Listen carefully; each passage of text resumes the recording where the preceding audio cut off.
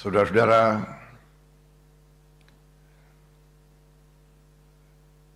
program semacam ini sesungguhnya bukan pertama kali dilaksanakan di Indonesia.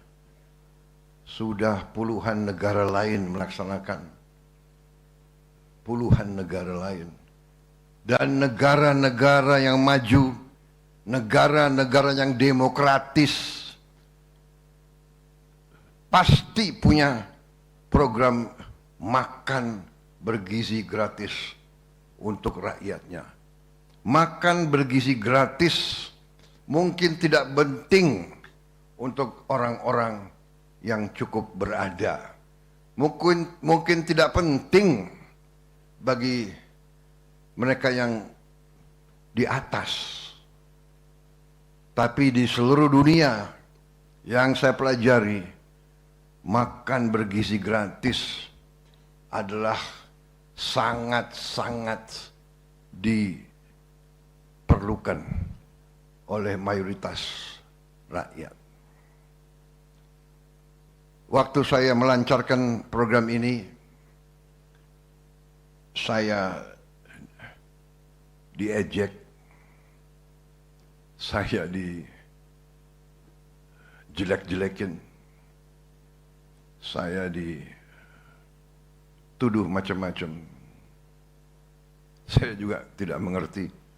Bahkan yang banyak mengejek adalah orang-orang yang terdidik. Profesor-profesor terkenal mengejek dan menghina saya. Dan mereka meramalkan proyek ini pasti gagal. Program ini menghamburkan uang.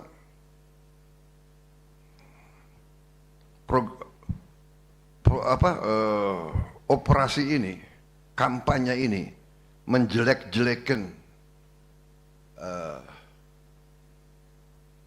presiden yang dipilih langsung oleh rakyat.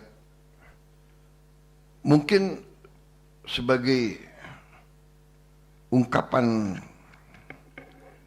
dendam dan dengki mungkin adalah biasa, tapi sesuatu yang menyerang hal yang sangat diperlukan oleh orang-orang yang belum kuat ekonominya sungguh menyedihkan bagi saya. Tapi saya yakin waktu itu saya berada di atas jalan yang benar. Saya yakin bahwa tujuan kita benar dan baik. Terlalu banyak anak-anak Indonesia mengalami stunting. Stunting itu adalah kurang gizi. Kurang gizi ini mengakibatkan sel-sel kita tidak bisa berkembang dengan baik. Sel otak tidak bisa berkembang dengan baik. Sel tulang tidak bisa berkembang dengan baik. Sel otot tidak bisa berkembang dengan baik. Jadi stunting akibat juga dari proses pemiskinan. Proyek pemiskinan rakyat Indonesia. Stunting waktu itu 25% dari anak-anak kita. Kita tidak bisa dengan teori, tidak bisa dengan hanya dengan kata-kata, hanya dengan program-program indah. Akhirnya saya belajar dari pengalaman bangsa-bangsa lain bahwa memang satu-satunya jalan adalah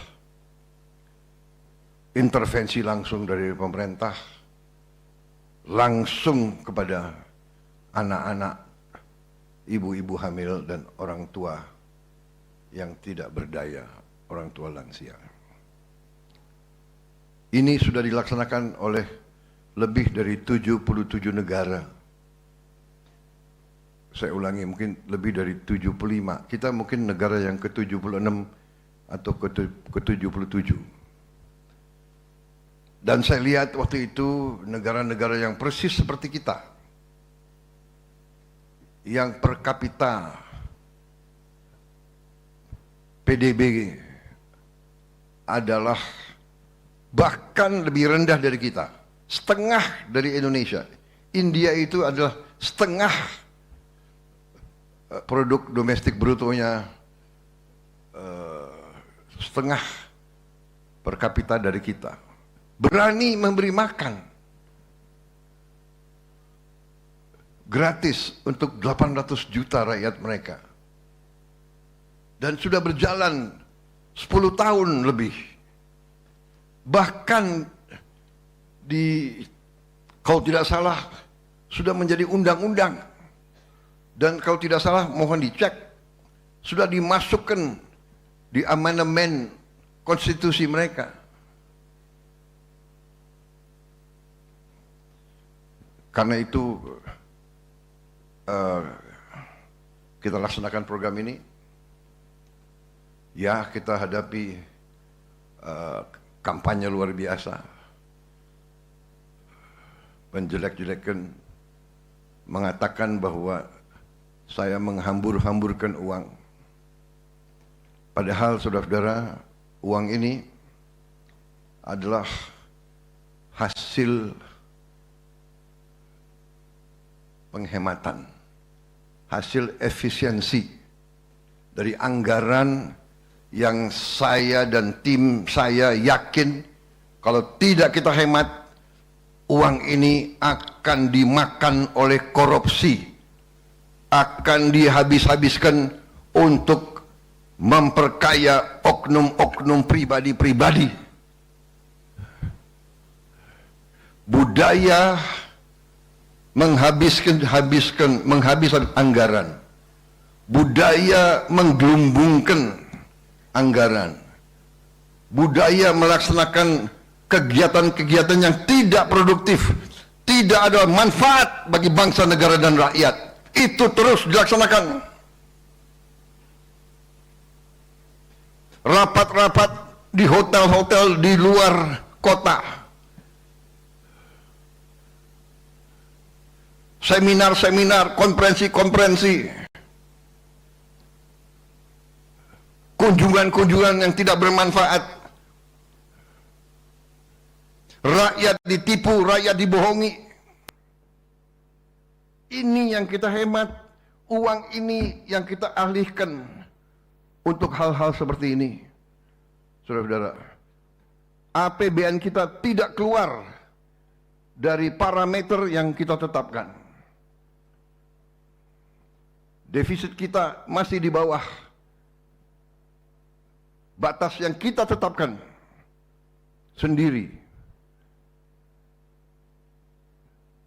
3% defisit kita, saudara-saudara sekalian.